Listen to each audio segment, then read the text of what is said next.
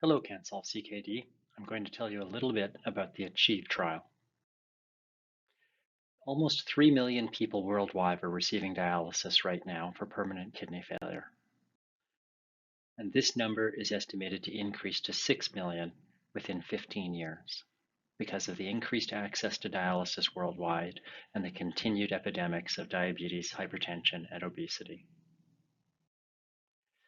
Although we've improved the safety of dialysis over the last several decades, almost half of all patients that require dialysis for kidney failure will die within 3 years of starting.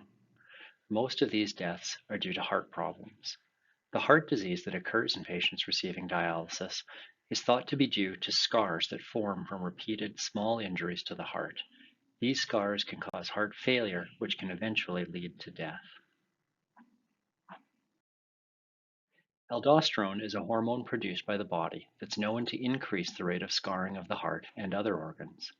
Aldosterone is increased in patients with kidney failure and may explain their high risk of heart-related deaths.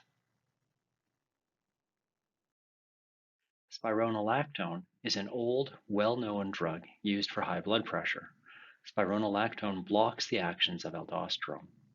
Spironolactone is also known to reduce heart-related deaths and hospitalizations in patients with normal kidney function who develop heart failure. It is important, though, to determine whether or not spironolactone works specifically in patients with kidney failure, because patients receiving dialysis and their health problems are unique. The way that their hearts develop scars is probably slightly different than in patients with normal kidney function.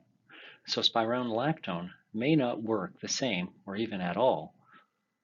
To be sure that spironolactone safely reduces heart problems in patients receiving dialysis, we need to do a study specifically in patients receiving dialysis.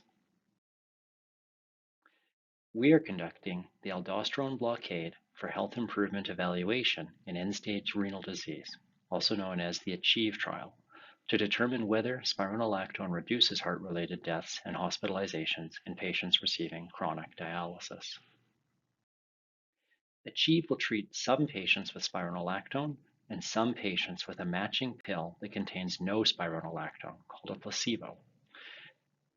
The patients that get spironolactone and those who get placebo are randomly chosen by a computer equivalent to the flip of a coin.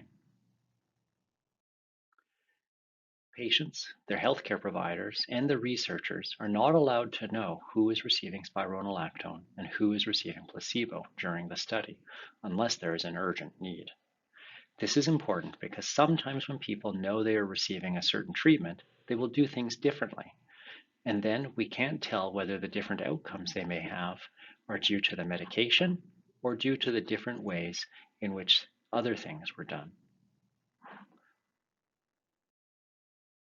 After years of treating many patients with spironolactone and many patients with placebo, we can determine whether there were fewer heart-related deaths and hospitalizations in the patients that received the spironolactone. If spironolactone reduces heart-related deaths and hospitalizations in patients receiving dialysis, it will be a game changer because we have almost no treatments that we are really confident already do this, and because spironolactone is inexpensive and it's available all over the world. So far, ACHIEVE has recruited about 2,000 of its planned 3,000 patients from 77 dialysis units in Canada, Australia, New Zealand, Uruguay, Brazil, Ecuador, India, Malaysia, the Philippines. COVID has slowed us down, but we should complete recruitment in about a year or a year and a half as we open up another 50 dialysis centers in China, the UK, and Turkey. Then we need to wait for a few years before we can tell whether or not spironolactone works. Thanks for your attention. If you have any questions, please feel free to email us at achieve@phri.ca.